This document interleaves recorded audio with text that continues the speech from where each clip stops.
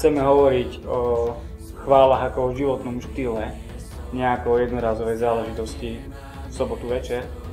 Chceme hovoriť o tom, ako poviesť, otvoriť Bohu všetky dvere, ako prežiť s ním každú chvíľu cez deň. Chceme hovoriť o charaktere, o identite ľudí, ktorí slúžia, ktorí sú Bohu úplne k dispozícii, ktorých si Boh povoláva, ako odpovedať na toto Božie volanie. Chceme hovoriť o tom, ako Boh má pre teba dobrý plán, ako máš slúžiť nenahraditeľným spôsobom, lebo tvoje dary nemá nik iný. Chceme hovoriť o tom, čo má Boh na srdci, čo Boh hovorí k nám cez Božie slovo, o tom, ako Boh túži, aby ľudia stáli po chvále pred ním.